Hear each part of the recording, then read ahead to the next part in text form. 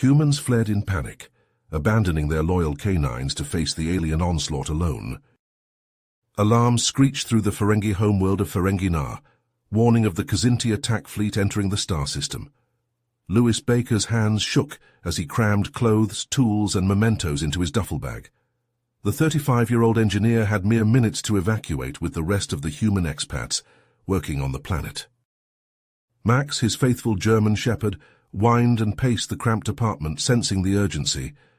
Louis paused and knelt, scratching the dog behind the ears. "I'll come back for you, buddy.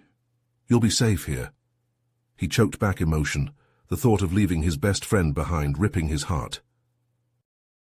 A deafening boom rattled the building as Kzinti warships exchanged fire with Ferengi defenses in orbit. The lights flickered. Time had run out. Louis grabbed his bag and bolted out the door, leaving Max with a stockpile of food and water.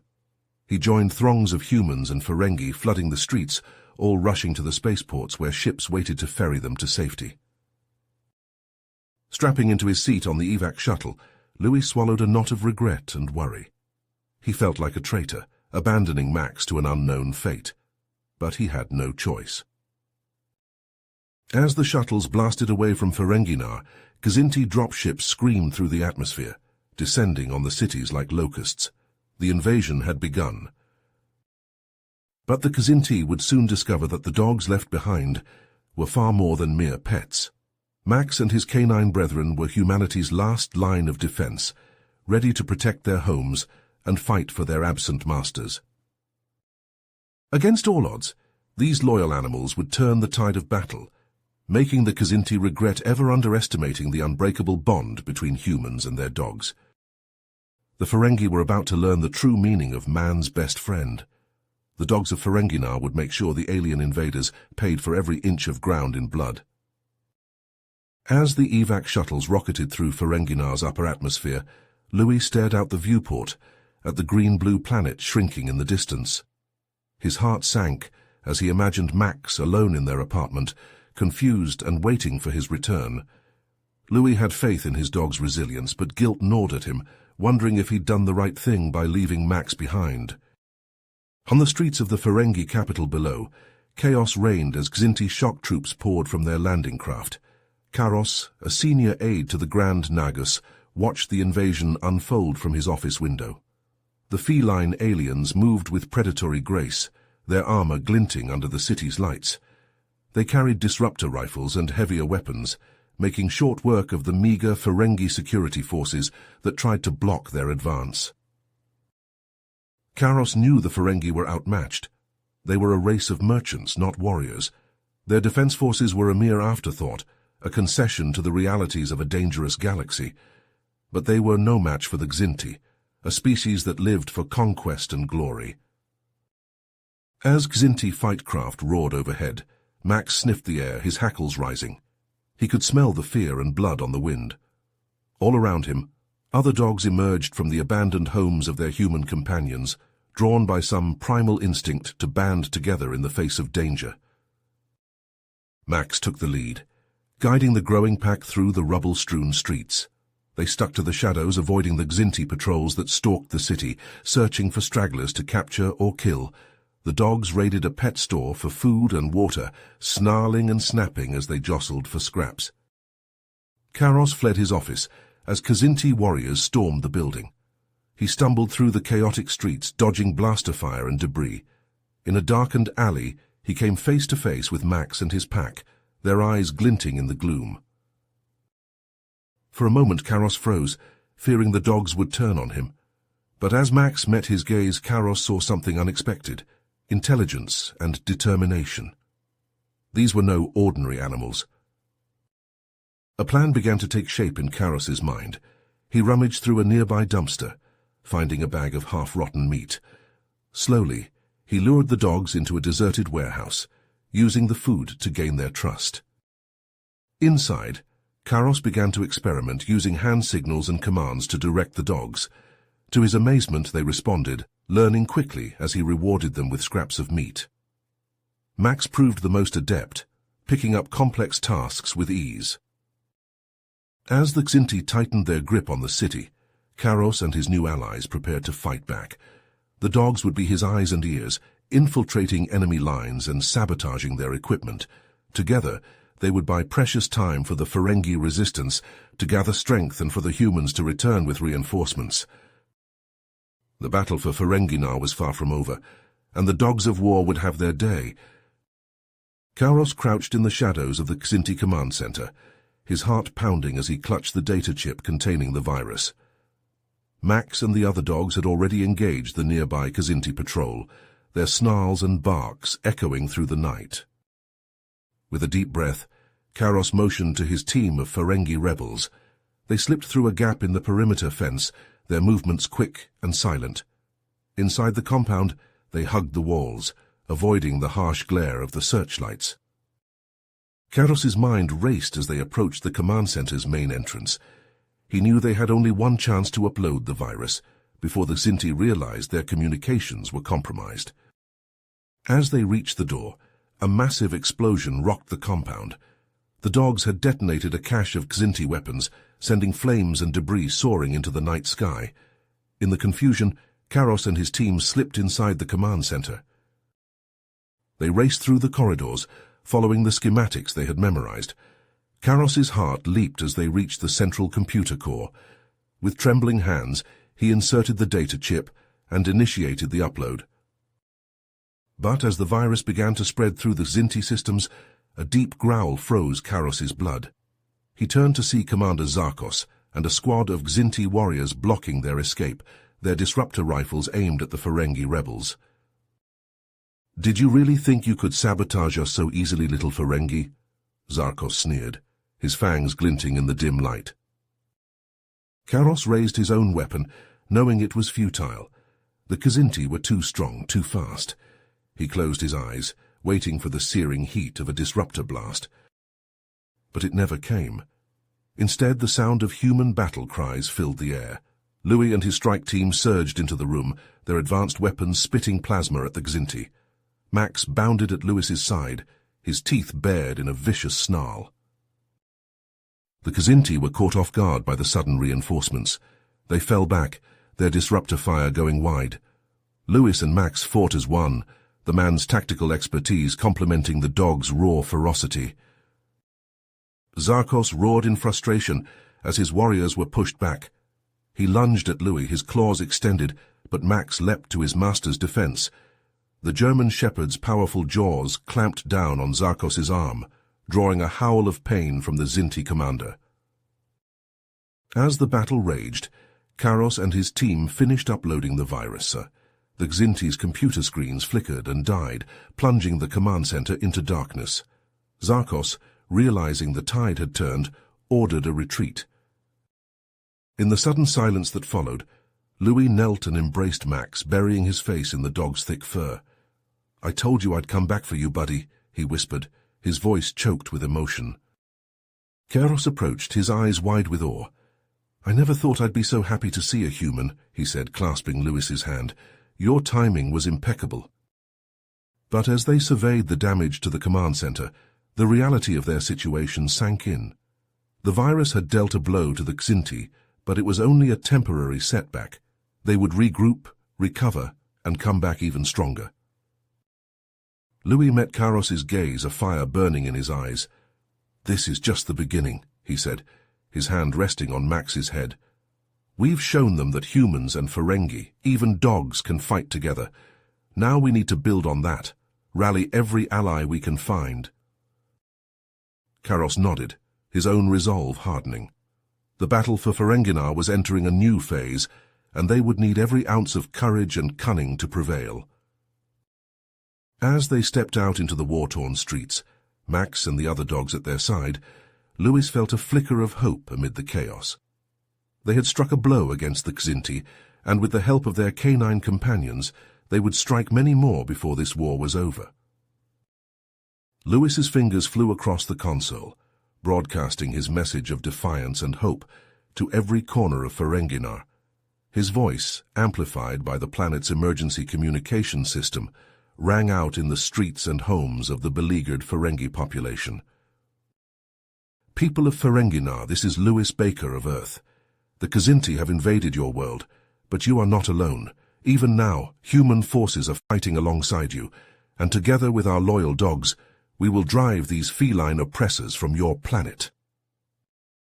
Karos stood at Louis's side, his eyes alight with newfound determination. He leaned in and added his own voice to the broadcast. "My fellow Ferengi, the time has come to stand up and fight. No longer can we cower in the shadows, hoping for salvation. We must take our fate into our own hands." Across Ferenginar, Louis and Karos's words ignited a spark of rebellion. In the ruins of bombed-out cities and the depths of hidden bunkers, Ferengi men and women took up arms, forming makeshift militias. They sabotaged Kzinti supply lines, ambushed enemy patrols, and gathered intelligence for the human strike teams. Louis and his soldiers worked tirelessly to train and equip the Ferengi resistance fighters. They shared their knowledge of guerrilla tactics, teaching the Ferengi how to make the most of their limited resources and exploit the Kzinti's weaknesses. Human weaponry, smuggled onto the planet by daring blockade runners, found its way into eager Ferengi hands. Meanwhile, Max and his pack of canine commandos ranged far and wide, acting as the eyes and ears of the resistance. They scouted Kzinti positions, sniffing out hidden enemy camps and relaying their locations back to the rebels. In the heat of battle, they darted through the chaos, delivering crucial messages and medical supplies to isolated pockets of fighters. As the resistance grew in strength and boldness, they began to strike at the heart of the Kzinti occupation. Power plants, weapons depots, and communication hubs fell before their coordinated assaults. The once invincible Kzinti war machine began to falter, its supply lines stretched thin and its soldiers demoralized by the constant harassment. But Commander Zarkos refused to accept defeat. In his subterranean command bunker, he paced like a caged beast, his claws flexing with barely contained rage. The humans and their Ferengi allies had proven far more resilient than he had anticipated, and their infuriating canine companions seemed to be everywhere at once. In a moment of dark inspiration, Zarkos turned to his chief science officer, a gaunt Kzinti with a reputation for unethical brilliance. "The humans and Ferengi have forced our hand," he growled. "It is time to unleash our most devastating weapon." The science officer bared his fangs in a cruel grin. "The genetically engineered virus is ready, Commander. Once released, it will spread like wildfire, targeting the Ferengi and their Earthborn allies. Within days, their resistance will crumble." Zarkos nodded, his eyes gleaming with malice. "Do it. Let them feel the full wrath of the Kzinti Empire." As the virus began to spread, carried on the winds and in the water supply, the first victims fell ill. Ferengi and humans alike succumbed to the deadly pathogen, their bodies racked by fever and their lungs struggling for air.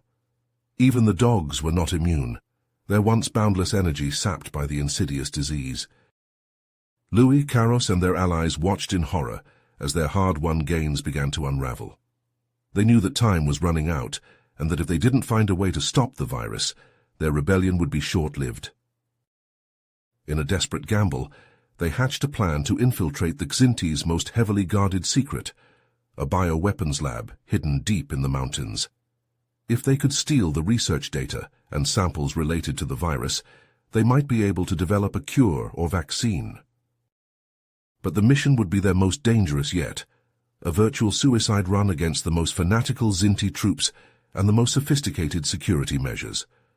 As Louis and Karos assembled their team, they knew that the fate of Ferenginar, and perhaps the entire quadrant, rested on their shoulders. Max, his once glossy coat now dull with illness, struggled to his feet, ready to join his human companions on this final, desperate mission. No matter the cost, they would not let the Kzinti's monstrous virus extinguish the flame of hope they had worked so hard to kindle. Louis crept through the dimly lit corridors of the Kzinti bioweapons lab, his heart pounding in his chest. Max padded silently at his side, ears pricked for any sign of danger. The rest of the infiltration team, a mix of human and Ferengi operatives, fanned out behind them, their stolen Kzinti uniforms allowing them to blend in with the lab's staff. At a junction, Louis signaled for the team to split up. Karos and his group peeled off to the left, heading for the virus production facilities and databanks. Their mission was to destroy the Xinti's ability to manufacture more of the deadly pathogen and erase any trace of the research that had created it. Louis, Max, and their smaller team forged ahead, following the schematics they had memorized to the lab's main research area. They passed through security checkpoints, their forged identification and Xinti disguises holding up under scrutiny. As they entered the heart of the research facility, Louis's eyes widened. Row upon row of gleaming equipment stretched out before them, centrifuges whirring and computer screens flickering with complex models of the virus's structure. Max's nose twitched, and he let out a low growl. Louis followed the dog's gaze to see a group of Xinti scientists huddled around a workbench, their faces drawn and haggard. One of the scientists, an older male with graying fur around his muzzle, looked up and locked eyes with Louis. For a moment, neither of them moved. Then slowly the scientist raised his hands in a gesture of surrender. "We know why you're here," he said, his voice rough with exhaustion. "And we want to help." Louis kept his weapon trained on the Xinti, but he couldn't hide his surprise. "You want to help us? Why?" The scientist shook his head. "Not all of us agree with what our leaders have done. This virus, it's an abomination. We've been working in secret, trying to find a cure, but we're running out of time." Louis lowered his gun slightly. "You think you can create an antidote?" "With your help, yes." The scientist gestured to the equipment around them. "Your human medical knowledge combined with our understanding of the virus, we might have a chance." "All right," he said, holstering his weapon. "Let's get to work." As Louis and the Xinti scientists threw themselves into the race to develop a cure, Max and the other dogs took up guard positions around the lab, their keen senses alert for any sign of trouble. In another part of the facility, Karos and his team moved swiftly through the production area, planting explosives and sabotaging equipment. The Ferengi's nimble fingers worked quickly, setting the charges that would cripple the Xinti's ability to create more of the virus. But just as they were preparing to make their escape, a voice rang out behind them.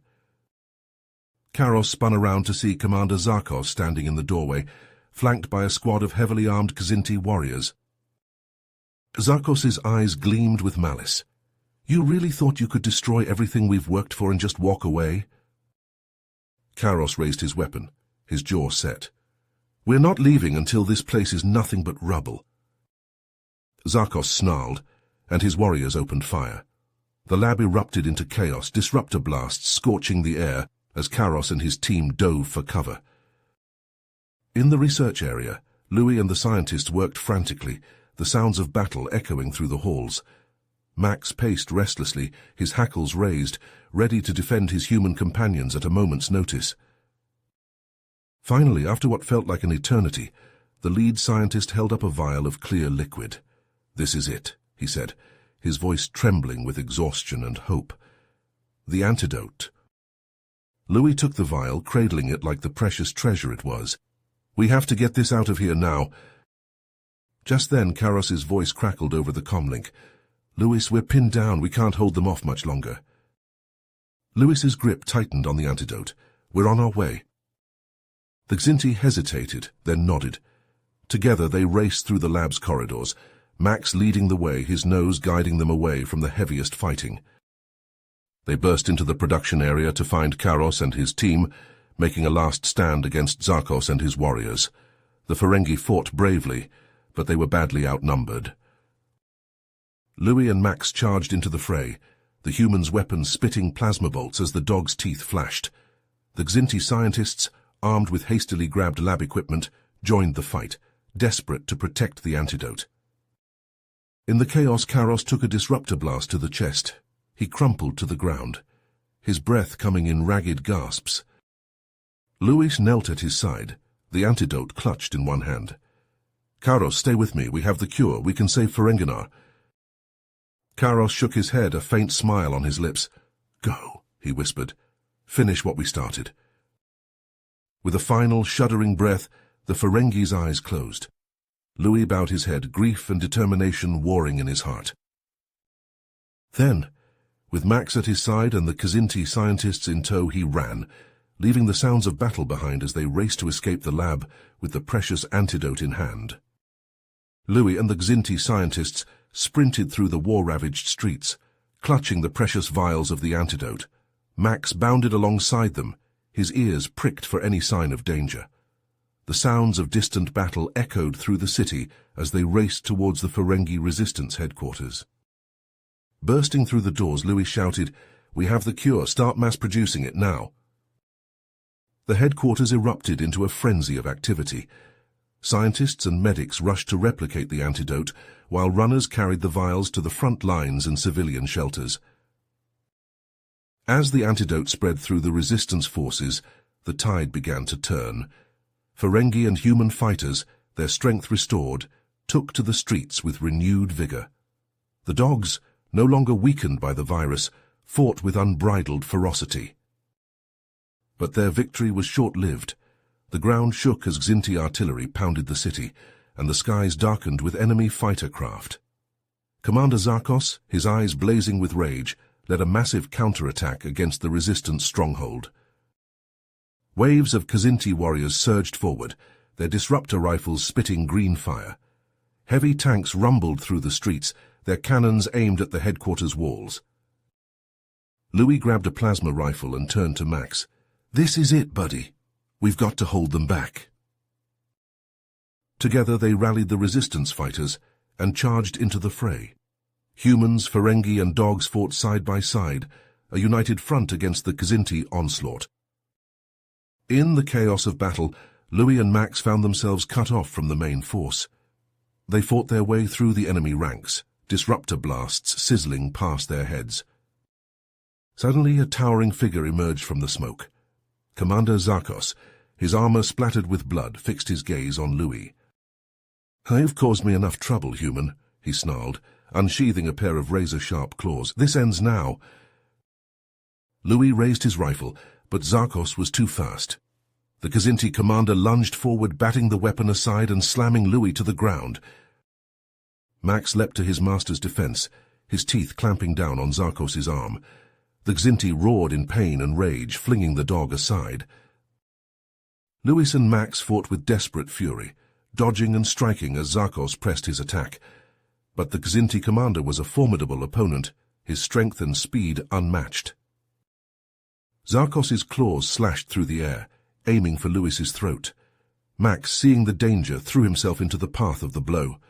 The claws raked across his flank, sending him tumbling to the ground. Louis, seizing the opening, charged forward and buried his combat knife in Zarkos's chest. The Kzinti commander staggered back, his eyes wide with shock and disbelief. As Zarkos fell, Louis rushed to Max's side, cradling the wounded dog in his arms. Blood matted Max's fur, and his breathing came in shallow gasps. Around them, the resistance forces surged forward. Inspired by Louis and Max's bravery, the Kzinti lines buckled and broke, the invaders falling back in disarray. Louis held Max close, tears streaking his battle-stained face. "Hold on, buddy," he whispered. "We'll get you patched up. Just hold on." Louis's heart pounded as he watched the Ferengi and human doctors work frantically to save Max's life. The makeshift medical facility buzzed with activity as medics rushed to stabilize the wounded dog. Louis paced, his hands clenched at his sides, unable to tear his eyes away from the operating table. As the surgery stretched on, a resistance fighter approached Louis, his face grim. "Sir, you're needed in the command center. It's urgent." Louis hesitated, torn between his duty and his loyalty to Max. With a final glance at the operating room, he followed the fighter through the winding corridors of the headquarters. In the command center, Karos leaned heavily against a console, his wounds bandaged but his eyes sharp. Around him, a mix of Ferengi and human officers studied holographic displays, their faces etched with worry. Karos looked up, his expression somber. "Our scouts have detected a massive Kzinti fleet entering the system. They'll be in orbit within hours." Louis' stomach dropped. After all their sacrifices, all their hard-won victories, the Kzinti were coming to crush the rebellion once and for all. The officers exchanged glances, their skepticism evident. The resistance had fought bravely on the ground, but they had no ships, no way to challenge the Xinti in orbit. Lewis's mind raced, searching for a solution. Suddenly he snapped his fingers, his eyes widening. The spaceport. It's full of abandoned human and Ferengi ships. If we could retrofit them with advanced weapons and shielding... Karos leaned forward, his interest piqued. You think we could create a makeshift fleet? Louis nodded, his enthusiasm growing. It's a long shot, but it's our only chance. We have the engineering know-how and the Ferengi are resourceful. With a little unconventional assistance from the dogs, we might just pull it off. The command center erupted into a frenzy of activity as the resistance forces mobilized. Engineers and technicians swarmed the spaceport, working around the clock to modify the ships. Human ingenuity and Ferengi resourcefulness combined in a desperate race against time. As the Xinti fleet entered Ferenginar's orbit, Louis stood on the bridge of the lead ship, his heart hammering in his chest. Beside him, Karos and a team of Ferengi and human pilots manned their stations, their faces set with determination. The doors to the bridge hissed open, and Max limped in, his flank bandaged but his eyes bright. Lewis's heart swelled with pride and relief as the dog took his place at his side, a living symbol of the unbreakable bond between humans and their canine companions. Louis took a deep breath, his hand resting on Max's head. "This is it," he said, his voice steady. "We're outnumbered and outgunned, but we're not going down without a fight."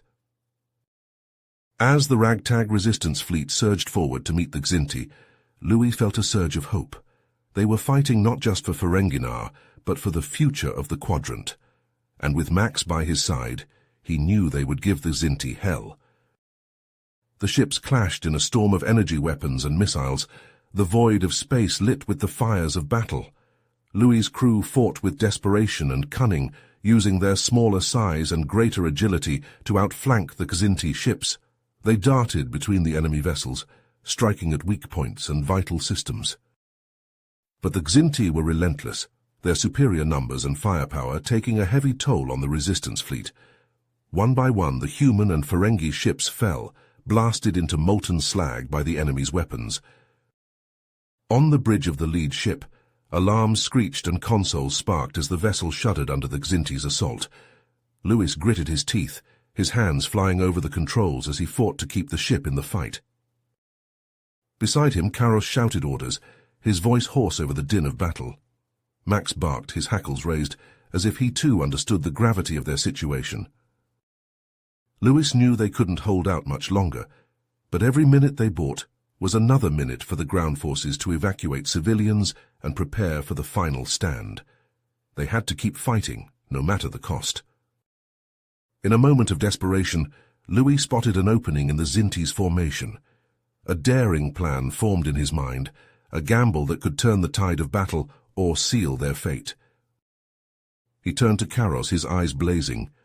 "I have an idea," he shouted over the chaos, "but it's going to take every last bit of skill and luck we have." Karos met his gaze, understanding passing between them. He nodded, his jaw set. "Whatever it takes," he said, his voice grim. "We're with you to the end." Lewis's hands flew over the controls, plotting a course that would take them straight into the heart of the Xinti fleet. Max whined, sensing the danger, but he stood resolute at Louis's side. As the ship hurtled forward, the bridge crew exchanged glances, their faces a mix of fear and determination. They knew the odds they faced, but they also knew what was at stake. The fate of Ferenginar, the fate of the quadrant, rested on their shoulders. Louis took a deep breath, his eyes locked on the view screen. The Xinti ships loomed before them, their weapons charged and ready. But he would not falter, not now, not with so much on the line. The ship plunged into the heart of the Xinti fleet, weapons blazing, shields straining. The fate of the resistance, the fate of all they held dear, hung in the balance. The battle raged on, the outcome uncertain, as Louis and his crew fought with every ounce of skill and courage they possessed.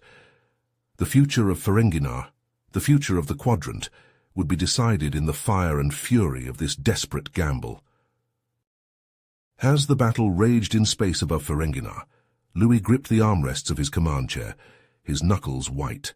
The ragtag resistance fleet fought with desperate valor, their modified ships darting and weaving through the Xinti formations, striking at the enemy's weak points with precision and daring.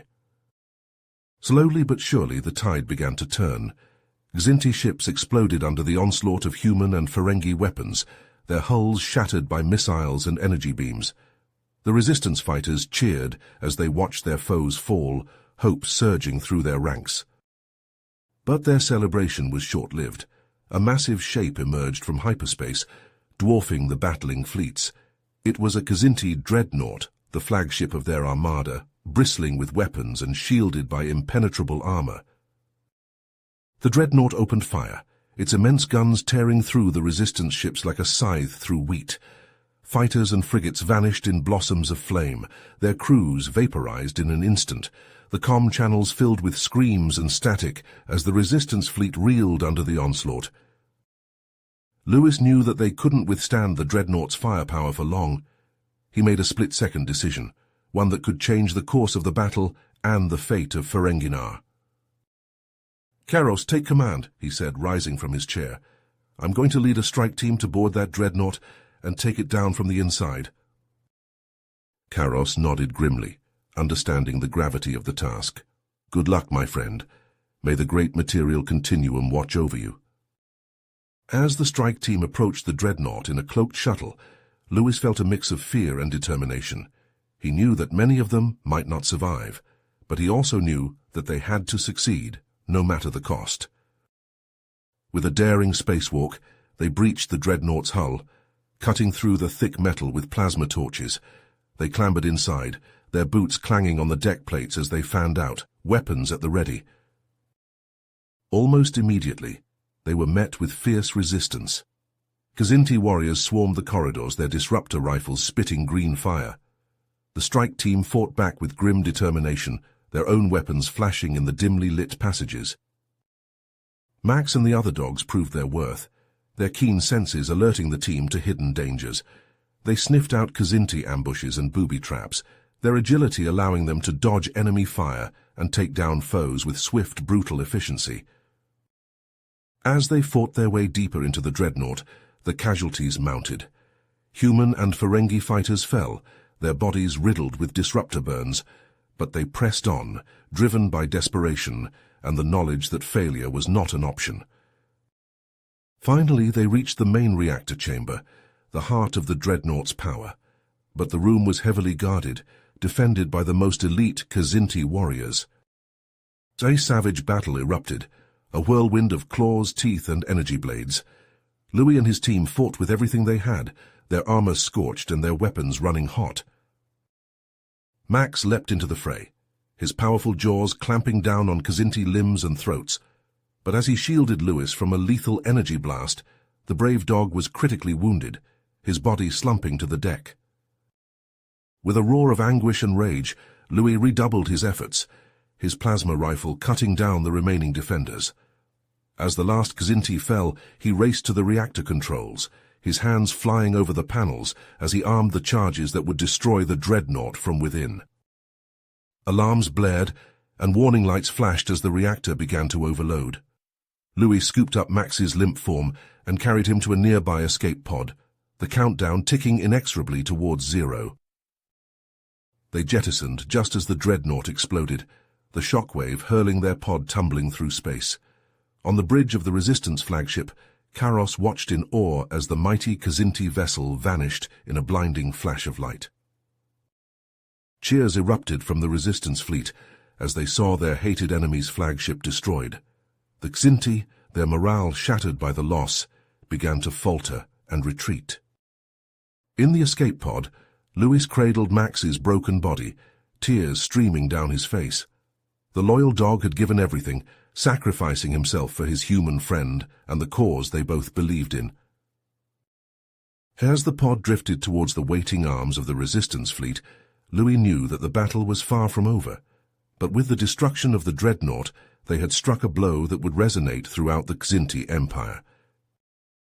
The fight for Ferenginar, for the soul of the Alpha Quadrant, would continue, and the memory of Max's bravery and loyalty would inspire them all, driving them forward until the Xinti were driven back to their own worlds and the galaxy was free once more. The Resistance fleet limped back to Ferenginar, their ships battered but victorious. In the planet's orbit, the remnants of the Xinti armada drifted, broken and burning. Louis sat in the makeshift medbay of the flagship, his eyes fixed on Max's still form. The loyal German shepherd lay on a metal table, his once glossy fur matted with blood and soot. A Ferengi medic worked tirelessly to stabilize the wounded dog, but the prognosis was grim. As the ship descended through the atmosphere, Louis's thoughts raced. He yearned to stay by Max's side, to comfort his faithful companion in his final moments. But duty called. The Resistance needed him on the ground, leading the final push to drive the Xinti from Ferenginar. The flagship touched down at the Resistance headquarters, now a bustling hub of activity as human and Ferengi soldiers prepared for the last battle. Louis tore himself away from Max, his heart heavy as he joined the War Council. Karos, his face gaunt and his arm in a sling, greeted him with a solemn nod. "The Xinti are in retreat," Karos reported, his voice raspy. "Their ground forces are scattered and demoralized. If we strike now, we can end this war once and for all." Louis studied the holographic map of the battlefield, his mind racing with strategies and contingencies. He knew that victory was within reach, but the cost would be high. The Xinti would not go quietly, and many more lives would be lost before the final shot was fired. A sudden commotion at the entrance drew Louis's attention. A Ferengi medic burst into the room, his face ashen. "Sir," he said, his voice trembling, "it's Max.